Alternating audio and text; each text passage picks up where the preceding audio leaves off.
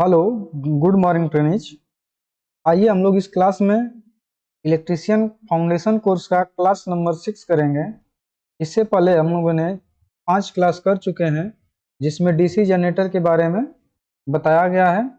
ये DC generator का part number 6 है। इससे पहले 5 पार्टों में डीसी जनरेटर को बता दिया गया। ये पार्ट नंबर 6 है और क्लास नंबर भी 6 है। देखिए ये कहाँ कहाँ पे यूजफुल हो सकता है। तो जैसे यूपी पीसीएल हो गया, यूपी अर्बिनल हो गया, टीजूटू के लिए इंडियन ऑर्डिनेंस फैक्ट्री हो गई, मेंटेनेनर हो गया, डीएमआरसी, एलएमआरसी, एनएमआरसी, बीएमआरसी, जेएमआरसी, इसरो में, आरआरबी लोको पायलट में, CRPF, hello electrician, mess electrician, Vizag, इसके बाद ईएसआई इलेक्ट्रीशियन, और इसी तरीके से कोई अन्य एग्जाम टेक्नीशियन का हो रहा है तो वहाँ पे यूजफुल होगा ये वीडियो, क्योंकि ये फाउंडेशन कोर्स है। फाउंडेशन कोर्स में पूरा डिटेल में यहाँ पे उद्देश्य ये है कि अधिक से अधिक जो क्लासेस हैं लगभग सिलेबस पूरा करने का प्रयास किया जाएगा, वो भी बिल्कुल फ्री में। तो आइए हम लोग देखते हैं आगे। देखिए पिछली कक्षा में हम लोगों ने ये टॉपिक पढ़ लिए थे, जैसे डीसी जनरेटर के लक्षण को पढ़ लिए थे। कितने टाइप के डीसी जनरेटर की कैरेक्टरिस्टिक होती है। प्रत्येक डीसी जनरेटर का कैरेक्टरिस्टिक होता है, एक नो लोड कैरेक्टरिस्टिक और एक लोड कैरेक्टरिस्टिक होता है। लोड कैरेक्टरिस्टिक में देखिए यहाँ पे हम लोग थोड़ा सा क्विक रिवीजन ले लेते हैं। जो डीसी जनरेटर के लक्षण होते हैं ये दो टाइप के होते हैं, एक नो लोड कैरेक्टरिस्टिक होता है, एक लोड कैरेक्टरिस्टिक होता है। तो लोड कैरेक्टरिस्टिक में ये इंटरनल और एक्सटर्नल कैरेक्टरिस्टिक आ जाते हैं और किसके किसके बीच में खींचे जाते हैं। तो इस तरीके से कोई जनरेटर ले लेते हैं, यहाँ पे डीसी शंट जनरेटर ले लेते हैं, और डीसी शंट जनरेटर में एक बार इसको क्विक रिवीजन के माध्यम से देख लेते हैं जो प्रीवियस क्लास में हम लोग पढ़े थे। तो यहाँ पे जो वोल्टेज मिलता है उसे कहते हैं VT, टर्मिनल वोल्टेज। और जब ये लोड लगा रहेगा यहाँ पे तो VT हो जाएगा, लोड नहीं लगा रहेगा तो V नॉट रहेगा यहाँ पे, या E नॉट रहेगा। फिर इसके बाद में जो इसमें जाएगी करंट उसे IF फील्ड करंट कहते हैं, और यहाँ पे जो जनरेट होता है उसे EA से दर्शाते हैं, और इसमें IA आर्मेचर करंट प्रवाहित होती है, यहाँ पे I करंट जाती है। जब इस पे लोड नहीं लगाते हैं तो इसके टर्मिनल पे ई नॉट वोल्टेज प्राप्त होता है। तो ई नॉट यानी कि नो लोड पे वोल्टेज और आई एफ यानी कि फील्ड करंट के बीच में जब जो ग्राफ खींचा जाता है या जो कैरेक्टरिस्टिक कर्व खींचा जाता है वो कर्व कुछ इस तरीके से आता है। ऐसे उसे क्या कहा जाता है, नो लोड कैरेक्टरिस्टिक कहा जाता है या मैग्नेटाइजिंग कैरेक्टरिस्टिक कहा जाता है। फिर इंटरनल कैरेक्टरिस्टिक किसे कहते हैं, तो ये ईए और आईए के बीच में जब ग्राफ खींचेंगे, जैसे मोटर जनरेटर है तो जनरेटर के अंदर ईए आर्मेचर वोल्टेज उत्पन्न होता है और आर्मेचर करंट उसके अंदर ही उत्पन्न होती है, तो ये इंटरनल कैरेक्टरिस्टिक इसके बीच में खींचा जाता है, ईए और आईए के बीच में। फिर इसके बाद एक्सटर्नल कैरेक्टरिस्टिक यानी कि मोटर जनरेटर के बाहर जो वोल्टेज मिलेगा, तो जनरेटर के बाहर टर्मिनल पे वोल्टेज भी मिलेगा, VT जिसे नाम से इसे दर्शाते हैं या केवल V से। ये टर्मिनल वोल्टेज और लोड करंट के बीच में जब कैरेक्टरिस्टिक खींचते हैं तो उसे एक्सटर्नल कैरेक्टरिस्टिक कहा जाता है। और किससे किस में बीच में खींचा जाता है, तो भी टर्मिनल वोल्टेज और लोड करंट के बीच में खींचा जाता है। डीसी जनरेटर के अभिलक्षण, डीसी जनरेटर के अभिलक्षण इस तरीके से होते हैं। ये जो होता है मैग्नेटाइजिंग कैरेक्टरिस्टिक होती है या नो लोड कैरेक्टरिस्टिक, ये इंटरनल कैरेक्टरिस्टिक होती है और ये एक्सटर्नल कैरेक्टरिस्टिक होती है। इसकी कैरेक्टरिस्टिक हमेशा राइजिंग टाइप की ही ऐसी होती है। फिर इसके बाद जो डीसी शंट जनरेटर होता है उसकी कैरेक्टरिस्टिक कुछ इस तरीके से होती है।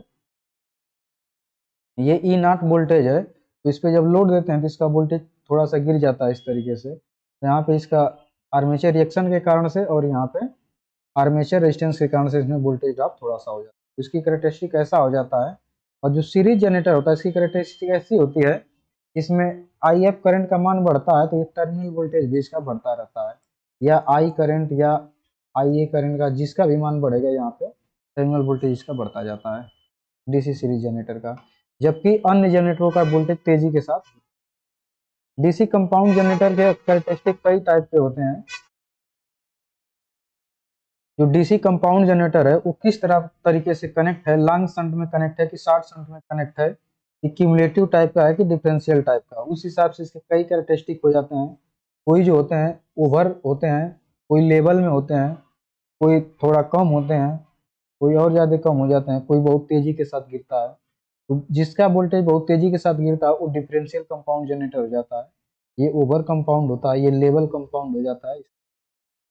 फिर इससे संबंधित हम लोगों ने कुछ ऑब्जेक्टिव क्वेश्चन को भी हल कर किए हुए थे। तो आप ये सब देखने के लिए टॉपिक पिछले कक्षा में जा करके देख सकते हैं, जो नीचे यहाँ पे जो लिंक दिया गया है वहाँ पे भी आपको प्राप्त हो जाएगा।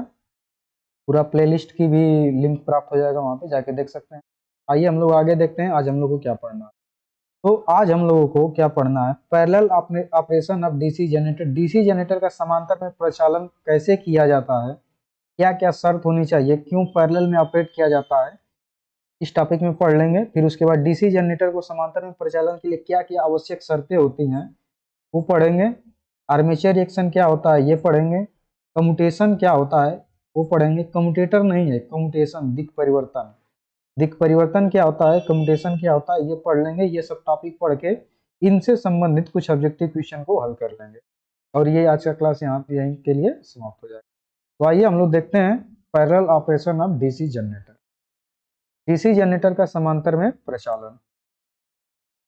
जो डीसी जनरेटर का समांतर में प्रचालन किया जाता है तो क्यों किया जाता है, क्या क्या इसके लाभ है, इसमें देख लेते हैं। तो ये डीसी पावर प्लांट में कई डीसी जनरेटरों को समांतर में बस बार से जोड़ा जाता है जिससे निम्न लाभ होते हैं।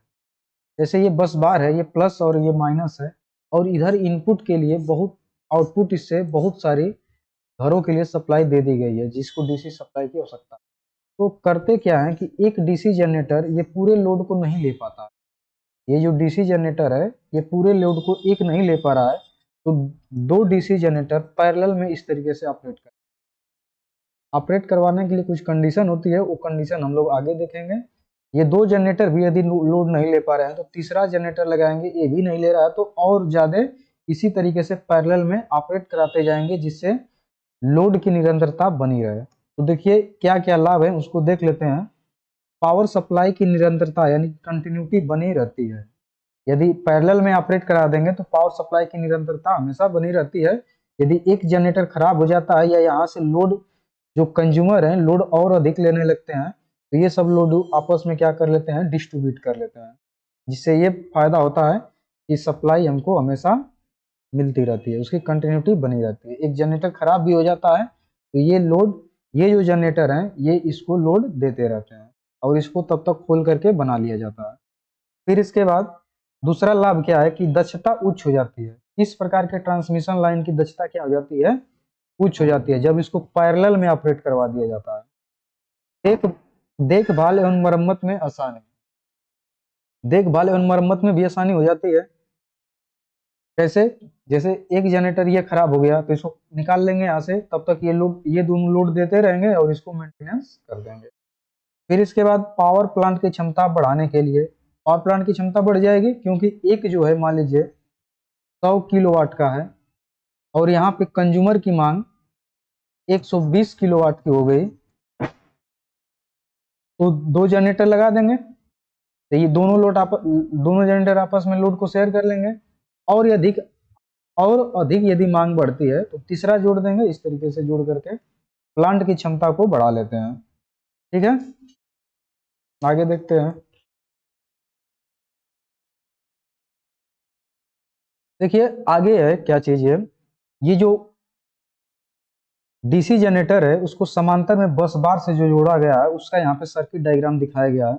ये जो है पहले से जुड़ा हुआ है और ये जो है अभी इसको जोड़ना है बस बार से पैरेलल में। तो जोड़ा कैसे जाता है, देखिए ये जनरेटर का आर्मेचर हो गया, जनरेटर फर्स्ट का। ये फील्ड एक्साइटेशन करंट को कंट्रोल करने के लिए रिहोस्टेट लगाया गया है और ये शंट फील्ड वाइंडिंग है। तो ये तो जनरेट कर रहा है, मान लेते हैं 230 वोल्टेज जनरेट कर रहा है डीसी वोल्टेज, जो इसमें प्लस माइनस जो बस बार है उससे जुड़ा हुआ है। ये सर्किट ब्रेकर वगैरह लग गया है, ये स्विच यहाँ पे लग गया हुआ है। अब क्या करेंगे, जिसको इनकमिंग लाना है मतलब इसको पैरेलल में, जिस जनरेटर को पैरेलल में ऑपरेट करवाना है, स्विच जो है यहाँ पे जो लगाए हुए हैं स्विच जोड़ने से पहले इसके वोल्टेज को देखेंगे, टर्मिनल को पहचानेंगे। वोल्टेज यदि कम आ रहा है तो यहाँ पे फील्ड एक्साइटेशन करंट को कम या अधिक करके इसके वोल्टेज को घटा बढ़ा देंगे। घटा बढ़ाकर इसको कितने पर एडजस्ट करेंगे, 230 वोल्टेज पे एडजस्ट करेंगे। जब इसका 230 वोल्ट हो जाएगा, ये वोल्टमीटर लगा रहेगा, इससे देख लेंगे 230 वोल्टेज हो जाएगा, और इसकी पोलरिटी देख लेंगे कि ये वाला जो है सिरा ये माइनस है और ये प्लस है, क्योंकि ये सिरा जा करके पॉजिटिव से जुड़ रहा है और ये सिरा जा करके कहाँ जुड़ रहा है, निगेटिव से जुड़ रहा है। तो इतना कंफर्म होने के बाद जब ये दोनों वोल्टेज आपस में समान हो जाएंगे, यानी कि 230 वोल्टेज ये भी 230 वोल्टेज ये भी है, तब क्या करेंगे, इस स्विच को ऑन करके इस जनरेटर को पैरेलल में ऑपरेट करा देंगे। तो ये क्या कर लेगा, जो कंज्यूमर है, कंज्यूमर को ये लोड ये भी देने लगेगा और ये दोनों साथ में मिलकर के लोड शेयर करने लगेगा। यदि ये जनरेटर कुछ समय के बाद खराब हो जाता है तो इस जनरेटर से काम चलता रहेगा, इस जनरेटर को डालेंगे। ठीक है, तो ये पैरेलल ऑपरेशन का एक सर्किट डायग्राम था। अब आगे देख लेते हैं, आगे क्या है।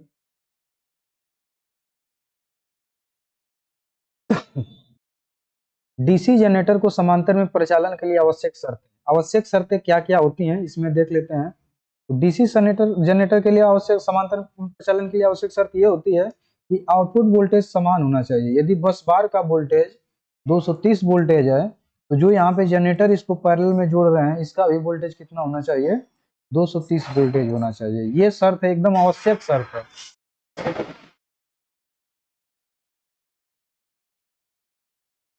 यदि ऐसा नहीं करते हैं तो यदि अधिक वोल्टेज रहेगा तो यही पूरा लोड देने लगे, कम कम वोल्टेज रहेगा तो यही उससे करंट बस बार से सप्लाई लेने लगेगा। तो इसलिए इसका वोल्टेज एक समान होना चाहिए, बस बार का और इनकमिंग जो जनरेटर लगा रहे हैं डीसी जनरेटर, उन दोनों का वोल्टेज एक समान होना चाहिए।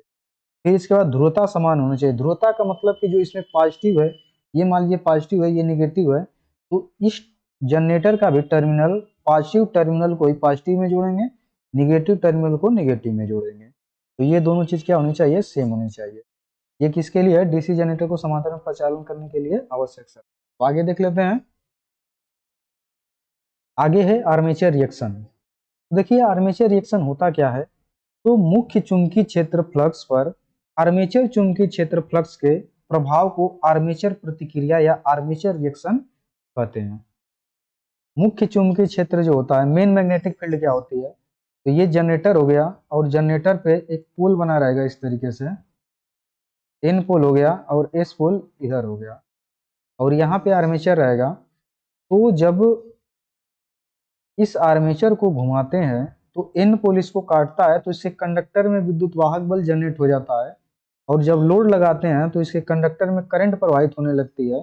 तो इसके आर्मेचर में भी एन एस पोल बनने लगते हैं, इसके आर्मेचर में भी एन एस पोल बनने लगते हैं। तो इसके आर्मेचर से भी फ्लक्स निकलेगी। तो जब इस यहाँ से जो एन था इस तरीके से, यहाँ पे एस पोल बन जाएगा और यहाँ पे एन पोल बन जाएगा। तो एन पोल यहाँ से यदि निकल के आ रही है इस तरीके,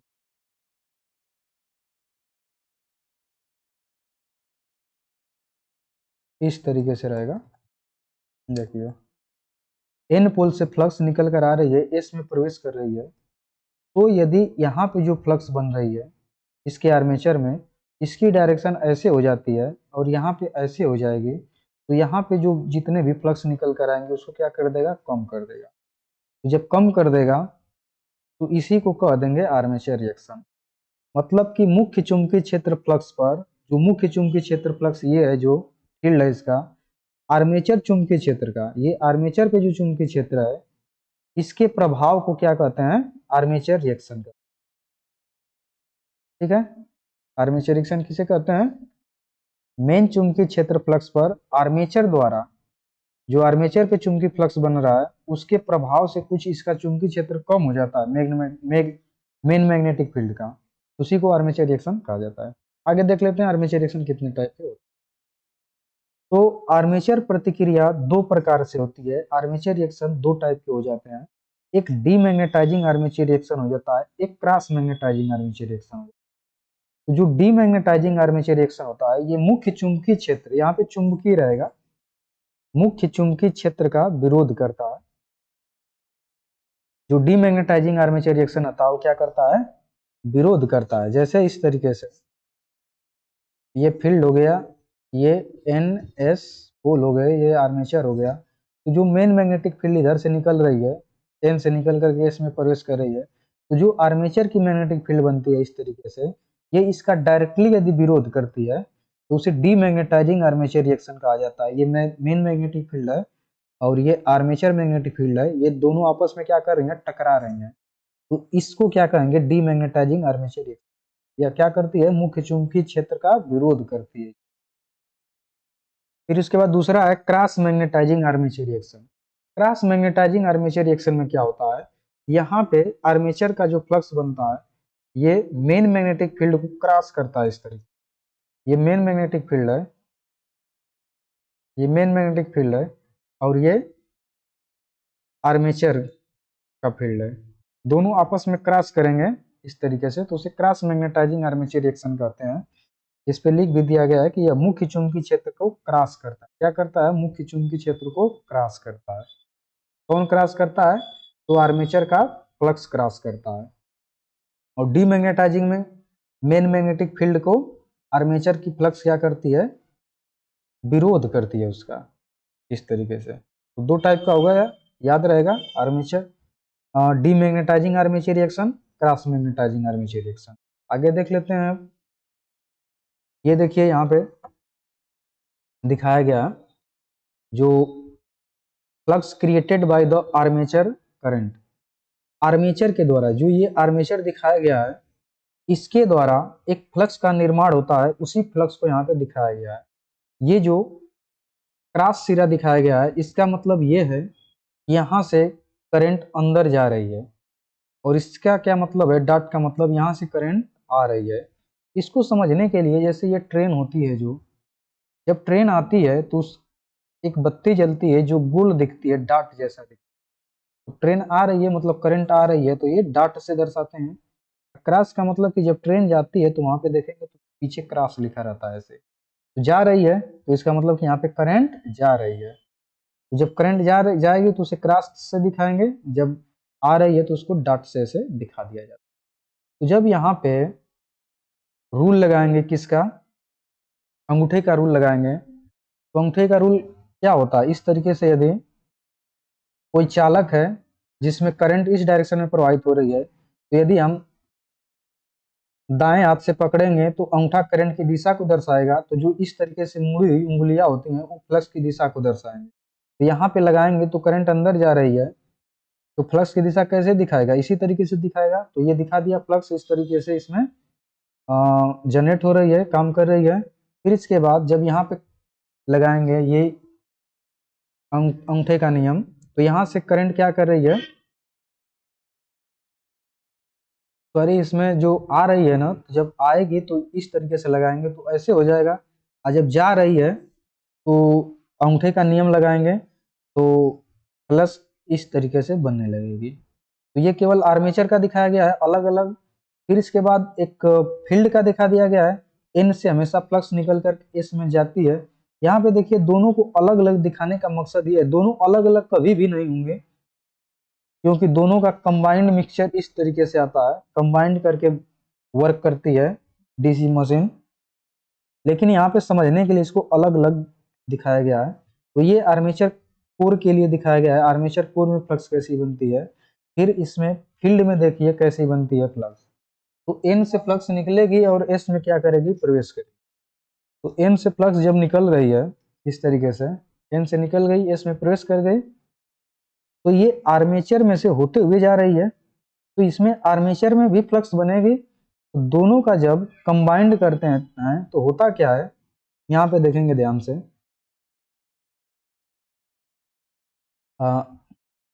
ये इस तरीके से आ रही है, तो जब इसको इसके ऊपर रखेंगे तो ये वाली फ्लक्स यहाँ पे इसको क्या करेगी, क्रॉस करेगी, और ये वाली फ्लक्स क्या करेगी, यहाँ पे इसको सपोर्ट करेगी।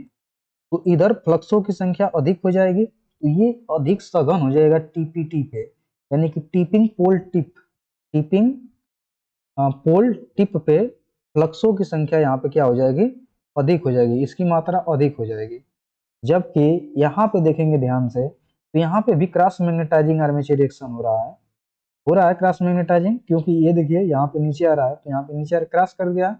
लेकिन ये जो यहाँ से फ्लक्स निकल के आ रहे थे, मतलब यहाँ से जो निकल के आ रही है, तो यहाँ पे देखेंगे तो इस फ्लक्स का ये विरोध करेगी यहाँ पे, तो यहाँ पे फ्लक्स का संख्या कम हो जाएगा, फ्लक्सों की संख्या।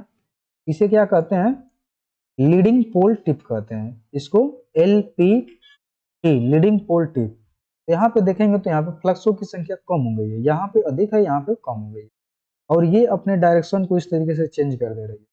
जो यहाँ पे फ्लक्स कम हो रही है वो किस आर्मेचर रिएक्शन के कारण से कम हो रही है, तो डीमैग्नेटाइजिंग आर्मेचर रिएक्शन के कारण से कम हो रही है, क्योंकि फ्लक्स इधर से आ रही है और ये इधर से जा रही है, तो दोनों आपस में यहाँ पे क्या कर रही है, डीमैग्नेटाइजिंग हो रही है, न्यूट्रलाइज हो जा रहा है। तो यहाँ पे फ्लक्स कम बन जा रहा है जब कंबाइंड रूप में बन रहा है। वही जब यहाँ पे देखेंगे इस वाले टिप पे, लीडिंग पोल टिप पे, तो फ्लक्स ऐसे आ रही है फिर ऐसे जा रही है, यहाँ पे ऐसे जा रही है और यहाँ फ्लक्स देखिए ऐसे जा रही है, तो जब दोनों को एक ही साथ मिलाएंगे तो यहाँ पे फ्लक्स कम हो जाएगा, क्योंकि दोनों विपरीत डायरेक्शन में है, तो न्यूट्रलाइज करके यहाँ पे फ्लक्सों को कम कर देगी। फिर इसके बाद जब यही यहाँ पे गुजरेगी यहाँ पे, तो यहाँ पे देखिए ये फ्लक्स ऐसे आ रही है तो इसकी डायरेक्शन ऐसे हो गई इस तरीके से, और ये एन से निकल करके इसमें यहाँ पे प्रवेश कर रही है ऐसे, तो ये यहाँ पे फ्लक्स अधिकता हो जाएगी इस टिप पे, टिपिंग पोल टिप पे हो जाएगी अधिकता, और जब अधिक हो जाएगी तो यहाँ पे अधिक सघन बन जाएगा। तो होता क्या है, ये क्वेश्चन पूछा जाता है कि किस टिप पे फ्लक्स की मात्रा अधिक होती है, तो हमेशा किस टिप पे होती है, टेलिंग पोल टिप पे हमेशा फ्लक्स की संख्या अधिक होती है। तो टेलिंग पोल टिप एक यहाँ पे है, एक यहाँ पे है, यानी कि यहाँ से आर्मेचर के कंडक्टर निकल करके दूसरे क्षेत्र में जाते हैं, और जो लीडिंग पोल टिप होता है, लीडिंग पोल टिप, वहां पे फ्लक्स की मात्रा कम होती है, ये भी क्वेश्चन पूछा जाता है। तो लीडिंग पोल टिप पे फ्लक्स की मात्रा कम हो जाती है, और लीडिंग पोल टिप यदि एक यहाँ पे है तो एक यहाँ पे प्राप्त हो जाएगा। यहाँ पे देखेंगे फ्लक्स की मात्रा कम है, और यहाँ से क्या करते हैं, कंडक्टर एक जगह से, मतलब कि इस क्षेत्र से इस क्षेत्र में प्रवेश करते हैं, तो लीडिंग पोल टिप पे क्या करते हैं, कंडक्टर प्रवेश करते हैं, जबकि टेलिंग पोल टिप पे कंडक्टर निकलते हैं। ये क्वेश्चन सब पूछे जाते हैं, ये सब बातें ध्यान देंगे। अब देखिए ये आर्मेचर रिएक्शन समझ में आ गया, demagnetising cross magnetising armature reaction. आगे समझते हैं।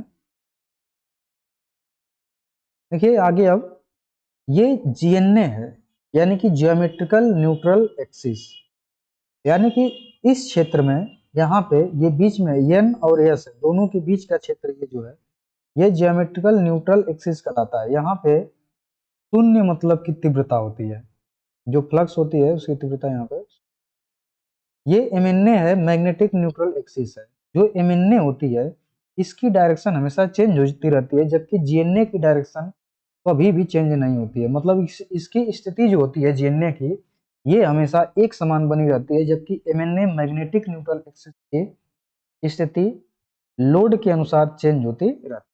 और चेंज क्यों होती है, तो आर्मेचर रिएक्शन के कारण से होता है, क्योंकि N से फ्लक्स निकल करके सीधे यदि S में प्रवेश करती तो MNA यहाँ पे होता, जबकि ये सीधे नहीं जाती है, ये टेढ़ी हो जाती है। तो जो टेढ़ी होती है वो क्रॉस मैग्नेटाइजिंग आर्मेचर रिएक्शन के कारण से फ्लक्स टेढ़ी हो जाती है ऐसे, और जबकि कम किसके कारण से होती है, तो डीमैग्नेटाइजिंग आर्मेचर रिएक्शन के कारण से कम हो जाती है। तो ये MNA की स्थिति यहाँ पे बदल जाती है।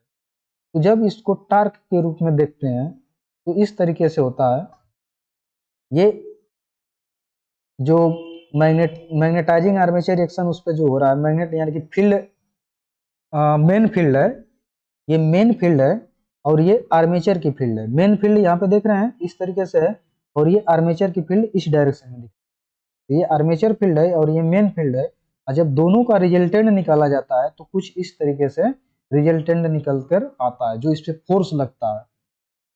जो रिजल्टेंट फ्लक्स निकल रही है, तो रिजल्टेंट फ्लक्स निकल रही है तो फोर्स लगाएगी ना इसके आर्मेचर पे, तो ये उसका डायरेक्शन कुछ इस तरीके से होता है। तो जो रिजल्टेंट फ्लक्स निकल कर आती है उससे 90 अंश पे हमेशा MNA होती है, मैग्नेटिक न्यूट्रल एक्सिस, और हमेशा मैग्नेटिक न्यूट्रल एक्सिस पे क्या करते हैं, कार्बन ब्रश को लगा के रखते हैं, अन्यथा स्पार्किंग तेजी के साथ होगी। अब देखिए मैग्नेटिक न्यूट्रल एक्सिस तो वह जगह होती है जहाँ पे जिस कंडक्टर में वोल्टेज का मान शून्य जनरेट होता है, इसमें वोल्टेज 0 जनरेट होता है इस कंडक्टर में, क्योंकि ये मैग्नेटिक न्यूट्रल एक्सिस यहाँ पे। ठीक है, तो इतना बात समझ में आया आर्मेचर रिएक्शन का। अब आगे देख लेते हैं। देखिए आर्मेचर रिएक्शन से संबंधित कुछ स्टार पॉइंट बनाकर लिख लेंगे, कुछ लिख। देखिए चुंबकीय उदासीन अक्ष यानी कि एमएनए मैग्नेटिक न्यूट्रल एक्सिस क्या है, मैग्नेटिक न्यूट्रल एक्सिस परिणामी फ्लक्स एफ के लंबवत होनी चाहिए, नहीं तो स्पार्किंग होगा। देखिए यहाँ पे जो न्यू एमएनए लाइन है, खिसक गई है एमएनए लाइन, उससे 90 अंश हमेशा होना चाहिए परिणामी फ्लक्स यानी कि रिजल्टेंट फ्लक्स का मान। फिर अगला स्टार बना के देख लेते हैं। ये इंपॉर्टेंट पॉइंट है, इसको ध्यान में रखेंगे। ब्रशों को जीएनए से एमएनए तक विस्थापित करके प्रति चुंबकन यानी कि डीमैग्नेटाइजिंग इफेक्ट को निरस्त किया जाता है। जैसे जीएनए पर यदि कार्बन ब्रश को लगाए हैं, यहाँ पे जीएनए पे लगाए हुए हैं, तो यहाँ पे आर्मेचर रिएक्शन ज्यादा होगा। उसको कम करने के लिए क्या करेंगे, जो ब्रश है कार्बन ब्रश, उसको एमएनए पे शिफ्ट कर देंगे तो आर्मेचर रिएक्शन का मान कम हो जाएगा। और कौन सा, डीमैग्नेटाइजिंग आर्मेचर रिएक्शन कम। अब देखिए अगला स्टार पॉइंट बना के देख लेते हैं। डीसी मशीन की गति अवस्था में आर्मेचर चालक अग्रगामी ध्रुव नोक यानी कि एलपीटी में प्रवेश करता है और अनुगामी ध्रुव नोक यानी कि टीपीटी से निकलता है। देखिए यहाँ पे आर्मेचर का कंडक्टर एलपीटी पे लीडिंग पोल टिप पे प्रवेश करता है और यहाँ पे क्या करता है, निकलता है। तो ये क्वेश्चन पूछे जाते हैं कहाँ पे प्रवेश करता है, तो एलपीटी लीडिंग पोल टिप पे, टेलिंग पोल टिप से क्या करता है, निकलता है आर्मेचर कंडक्टर। ठीक है, अब आगे देख लेते हैं। आगे है मुख्य फील्ड फ्लक्स और आर्मेचर फ्लक्स के संयुक्त प्रभाव से प्राप्त फ्लक्स का वितरण टीपीटी यानी कि टेलिंग पोल टिप पर अधिक तथा एलपीटी पर कम प्राप्त होता है। यहाँ पे चित्र के माध्यम से देख सकते हैं, एलपीटी यानी कि लीडिंग पोल टिप पे फ्लक्स का मान कम है, जबकि टेलिंग पोल टिप यानी कि टीपीटी पे फ्लक्स का मान अधिक है। ये क्वेश्चन भी पूछा जाता है, यहाँ पे स्टार पॉइंट में बना करके इसको लिख लेंगे स्टार बना करके कि एलपीटी लीडिंग पोल टिप पे कम होता है जबकि टेलिंग पोल टिप पे अधिक हो जाता है। अगला देख लेंगे, स्टार पॉइंट बना के लिखेंगे इसको भी। डीमैग्नेटाइजिंग यानी कि अचुंबकन प्रभाव को दूर करने के लिए छोटी मशीनों में फील्ड वाइंडिंग पे एम्पियर टर्न बढ़ा दिया जाता है। एम्पियर टर्न का क्या मतलब है, देखिए एम्पियर टर्न का मतलब ये है कि जो ये फील्ड बना रहे हैं इस पे जो बाइंडिंग किए हुए हैं, इस बाइंडिंग की मात्रा बढ़ा देंगे, मतलब टर्नों की संख्या बढ़ा देंगे इस बाइंडिंग पे। तो ये एम्पियर टर्न कहे जाते हैं, मतलब उसमें से करंट और टर्न दोनों को यदि बढ़ा देते हैं तो इसका, ये छोटी मशीन के लिए होता है, तो उसका डीमैग्नेटाइजिंग आर्मेचर रिएक्शन कम हो जाता है। फिर यदि जबकि बड़ी मशीन रहेगी, बड़ी मशीन है तो उसमें मुख्य फील्ड यानी कि मेन फील्ड के फेस पर कंपनसेटिंग बाइंडिंग कर देते हैं। जब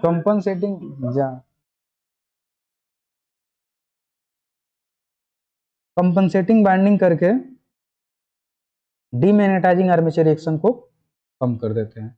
देखिए कंपनसेटिंग बाइंडिंग होता क्या है, तो जो ये डीसी मशीन है उसका आर्मेचर हो गया, सॉरी स्टेटर हो गया यानी कि योक, और इस पे फील्ड बाइंडिंग इस तरीके से रहेगी, फील्ड रहेगा ना, फील्ड पे बाइंडिंग रहेगी, इस तरीके से फील्ड रहती है, शू जैसा निकला रहता है। फिर से बना देते हैं यहाँ पे, देखिए ये इस तरीके से शू जैसा निकला रहेगा, इधर से ऐसे एन पोल रहेगा, एस पोल रहेगा, एन से फ्लक्स निकलेगी, एस में प्रवेश करेगी। तो जो कंपनसेटिंग बाइंडिंग होती है वो इसके पोल शू पे इस तरीके से बाइंडिंग कर दी जाती है। ऐसे बाइंडिंग होती है पूरा, मतलब ये एक एक कंडक्टर दिखाया गया, इसके अंदर ये पूरा लंबा लंबा कंडक्टर है, दोनों पोल के या जितने पोल की मशीन है उन पोल पे इस तरीके से पोल शू पे बाइंडिंग कर देते हैं। इसी को कहा जाता है कंपनसेटिंग बाइंडिंग। ये जो कंपनसेटिंग बाइंडिंग होती है ये इसके आर्मेचर के साथ श्रेणी में जोड़ दी जाती है। तो ये डीमैग्नेटाइजिंग आर्मेचर रिएक्शन को कम करने के लिए किया जाता है।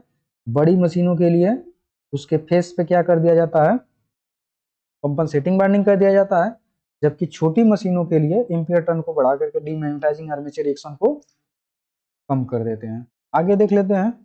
आगे है GNA, geometrical neutral axis. GNA क्या होती है, तो अभी हम लोग वहां पे देखे थे कि जीएनए क्या होती है। यहाँ पे देख लेते हैं कि यह वह रेखा है जो चुंबक के दो विपरीत चुंबकीय पोलों को आपस में विभाजित करती है।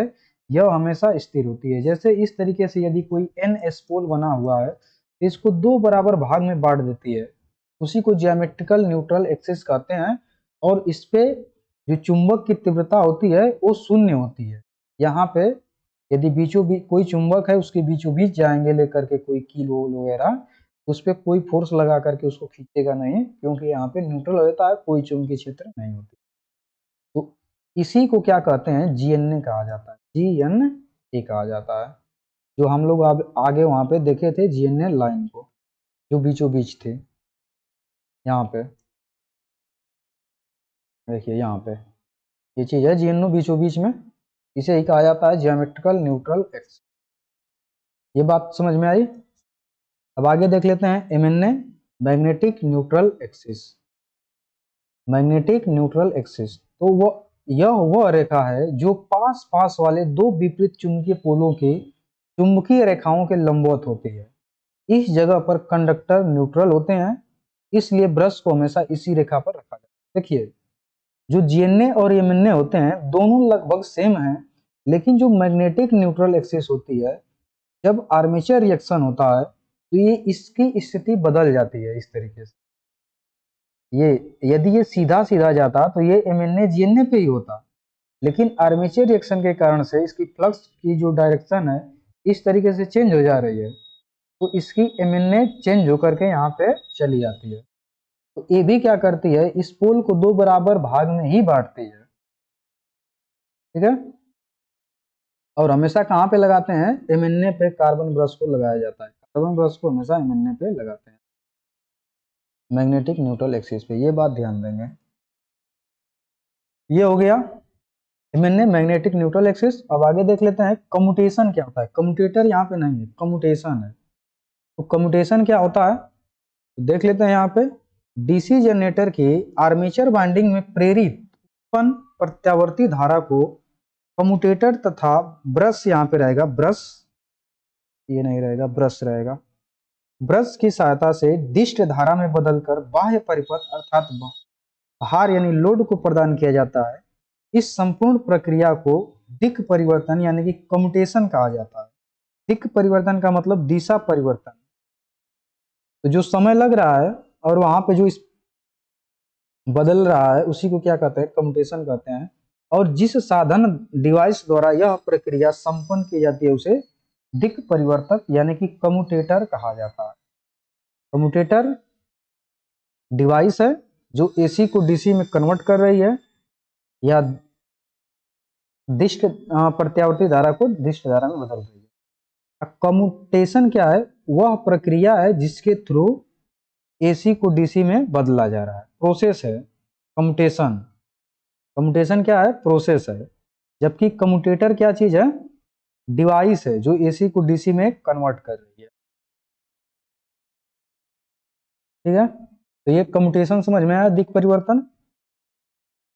आगे देख लेते हैं। आगे देख लेते हैं कम्यूटेशन एवं ब्रश के बीच उत्पन्न चिनगारी को रफ कम्यूटेशन कहते हैं।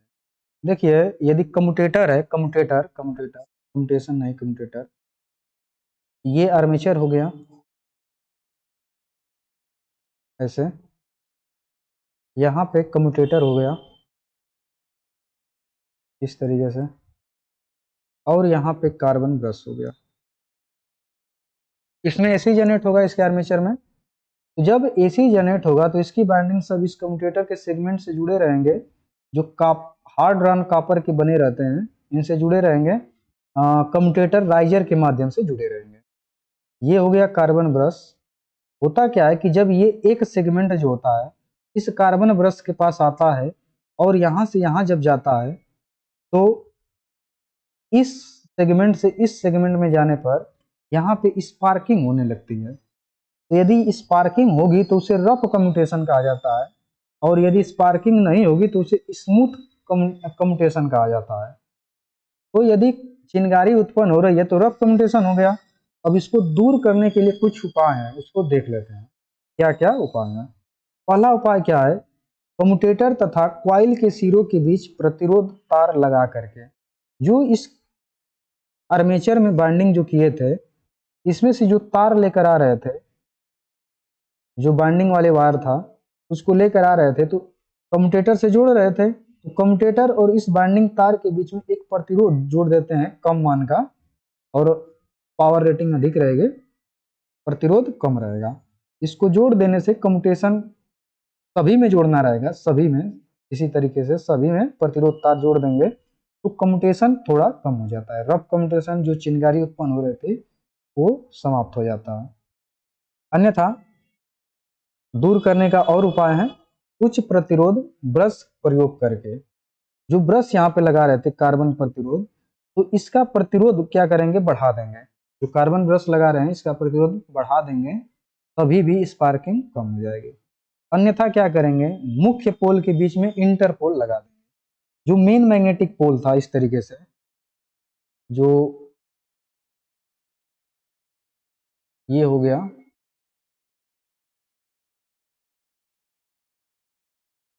कम्यूटेटर, हो गया कम्यूटेटर नहीं सॉरी, ये तो पूरा योक हो गया, ये इन पोल हो गया, ये एस पोल हो गया बड़ा सा। ये 2 पोल की मशीन है, 4 पोल की भी हो सकती है।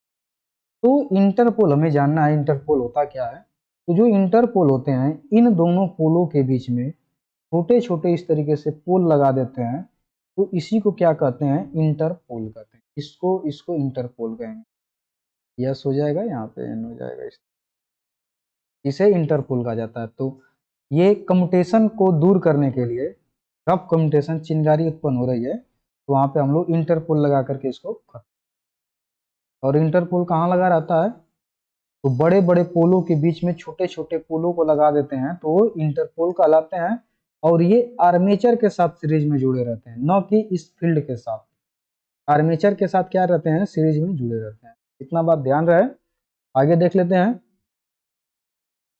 अब आगे देखिए, हम लोग ऑब्जेक्टिव टाइप क्वेश्चन को यहाँ पे पढ़ लेते हैं। ऑब्जेक्टिव टाइप क्वेश्चन जो अभी टॉपिक पढ़े हैं उसी से रिलेटेड यहाँ पे ऑब्जेक्टिव क्वेश्चन को हम लोग। तो क्वेश्चन है कि how interpole are connected in a DC generator.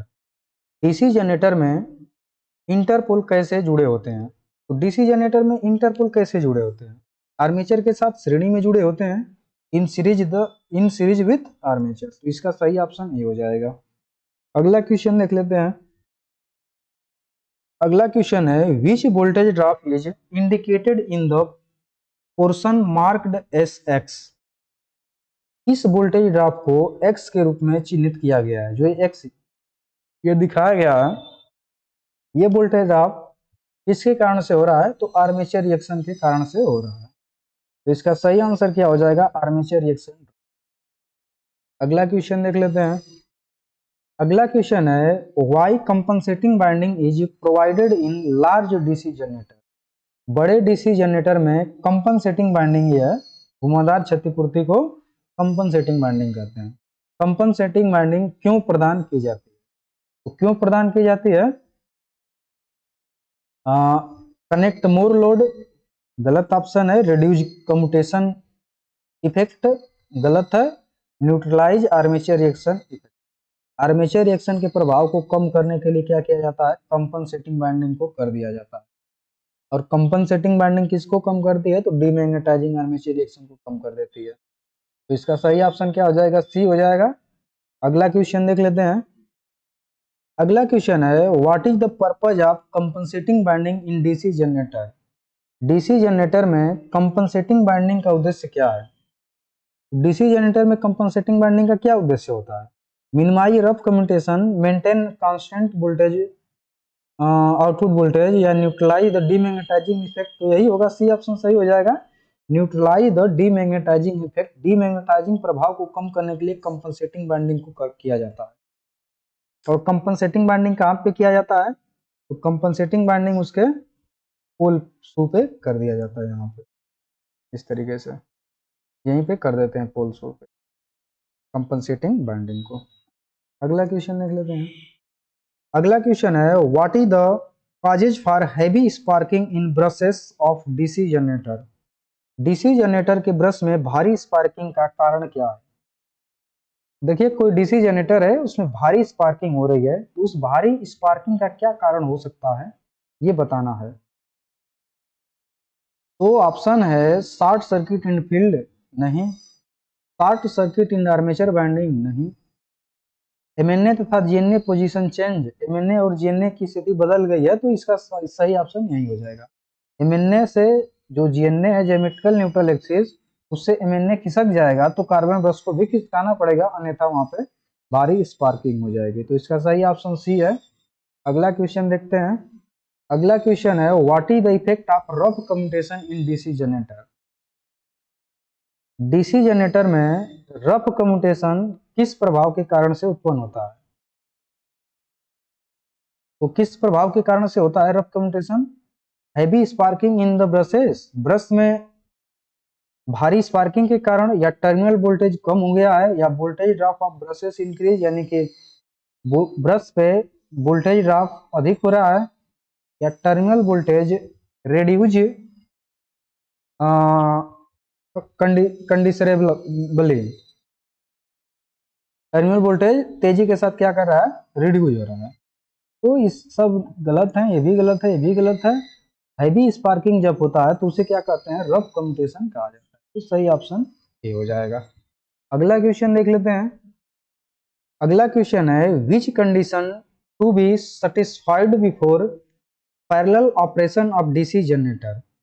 देखिए डीसी जनरेटर को पैरेलल में ऑपरेट करवाने के लिए क्या मतलब संतोषजनक कंडीशन होती है। संतोषजनक कौन सी कंडीशन होती है, तो क्या क्या होना चाहिए। Polarity must be same, plus minus दोनों का सेम होना चाहिए, तो ये ऑप्शन सही हो जाएगा। कैपेसिटी मस्ट बी सेम, ये गलत है, ये भी गलत है, ये भी गलत है। पोलरिटी सेम होना चाहिए और वोल्टेज का मान भी क्या होना चाहिए, ये भी सेम होना चाहिए, अन्यथा डीसी जनरेटर को पैरेलल में ऑपरेट करवाएंगे तो वहां पे सही से ऑपरेट नहीं हो पाएगा। ये दोनों कंडीशन फुलफिल होनी चाहिए, तो इसका सही ऑप्शन है। अब अगला क्वेश्चन देखते हैं। अगला क्वेश्चन है where the carbon brushes are placed in a DC generator. DC generator में कार्बन ब्रश को कहाँ पे लगाया जाता है, तो कहाँ पे लगाते हैं, इन मैग्नेटिक न्यूट्रल एक्सिस, तो इसी पे लगाते हैं, चुंबकीय उदासीन अक्ष पे ही लगाया जाता है, एमएनए पे लगाया जाता है, MNA मैग्नेटिक न्यूट्रल एक्सिस पे लगाया। सही ऑप्शन ही हो जाएगा, ये सब गलत ऑप्शन है ये सब। अगला क्वेश्चन देख लेते हैं। अगला क्वेश्चन है what is the effect of armature reaction in DC generator at full load condition. Full load के कंडीशन पर कोई डीसी जनरेटर है, फुल लोड पे चल रहा है, तो उसमें आर्मेचर रिएक्शन के कारण उस पर क्या प्रभाव पड़ता है ये बताना है। तो क्या प्रभाव पड़ता है, टर्मिनल वोल्टेज रिड्यूस हो जाएगा, टर्मिनल वोल्टेज उसका इस तरीके से, ये नो लोड वोल्टेज है तो टर्मिनल वोल्टेज यदि लोड देंगे तो इस तरीके से गिर जाता है। यहाँ पे आर्मेचर रिएक्शन हो जाता है यहाँ पे, और यहाँ पे क्या हो जाता है, आर्मेचर रेजिस्टेंस में वोल्टेज ड्रॉप हो जाता है। सही ऑप्शन ही हो जाएगा। अगला क्वेश्चन देख लेते हैं। अगला क्वेश्चन है how the effect of armature reaction can be minimised in a large capacity DC generator. अधिक क्षमता के डीसी जनरेटरों में आर्मेचर रिएक्शन को कम करने के लिए, मिनिमाइज करने के लिए क्या किया जाता है ये बताना। तो मिनिमाइज करने के लिए देखिए क्या किया जाता है, compensating winding, by providing compensating winding, by shifting the brush position,